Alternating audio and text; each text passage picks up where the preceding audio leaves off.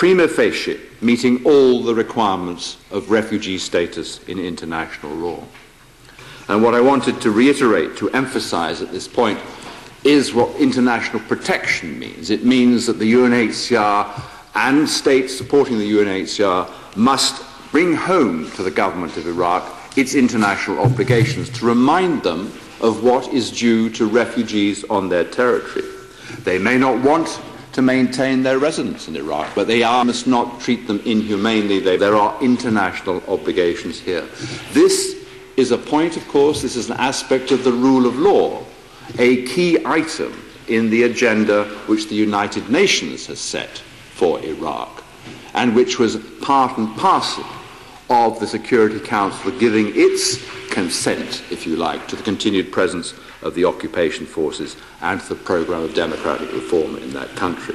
These are the reasons why the UN, that's to say the international community of states at large, has a legal interest in what is happening in the camp in Ashraf, what is happening to the residents of that camp. So the rule of law gives the international community, gives this country a legal interest in the future of those residents. But we must also play our part. There is a role here for the United Kingdom, for other individual countries in Europe and elsewhere, to provide, to help the UNHCR, to provide the solutions. Thank you.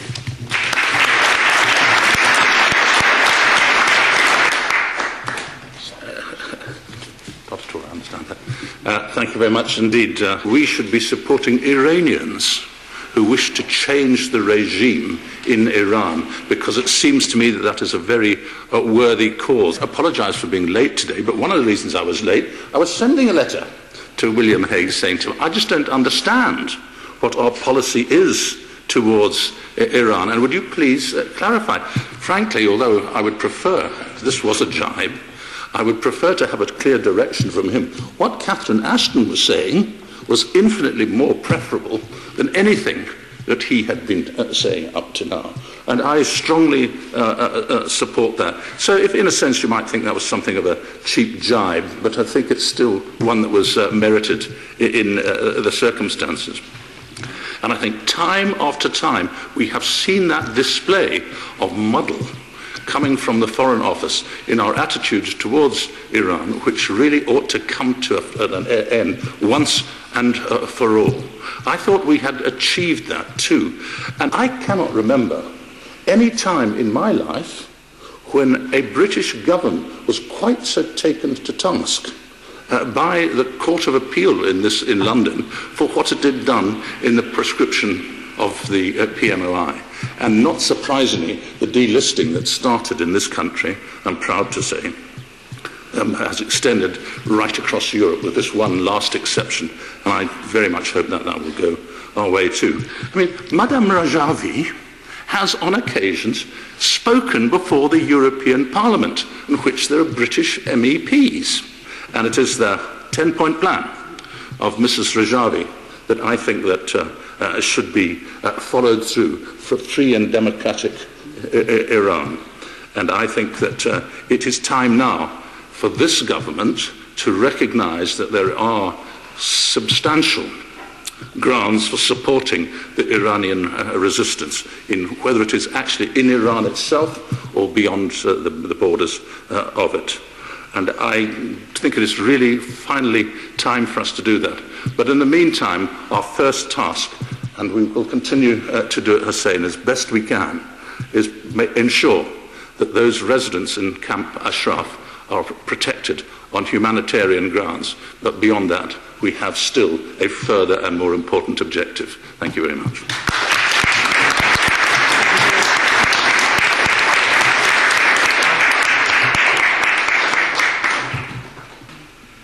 And we've heard references today, powerful references, to the urgency in the situation. And therefore, this makes it doubly important that with no prevarication, we are speaking out clearly about this vital issue. Because all of us have to remember that the United Nations, and indeed UNHCR and the other specialized agencies, have no existence apart from their member states. The UN is not something separate from us. We are part of the UN. We are one of the few permanent members of the Security Council. Now we can argue, and I do often, about the need for reform in the UN and the rest, but we have that privileged position. And therefore there is a role for leadership, and we should always, always, invariably be second to none in our commitments to the principles of international law which go with the existence of the UN. And of course, urgency is there. And I care, of course, about the people specifically in this dreadful situation in the Ashraf camp. Of course I do. This is a crucial issue. It matters in itself, but it matters for the future of humanity.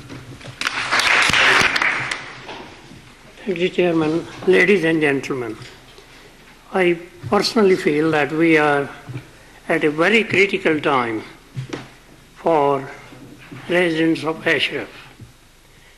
Gaddafi is overthrown, which was very brutal dictator, and that gave a very critical message to the remaining dictators that they are not far behind, their turn will come. In Parliament in the UK and other parliaments has to really stand up and ask our own government that they should really try to stick to the principle which this country is famous for and don't sell people of Ashraf down the river. So I think that's a message which this should give out to everyone concerned, and also to the resident in Ashraf, that we as parliamentarians in this country are 100% behind them, and we applaud and salute their courage in fighting in such difficult circumstances. Thank you.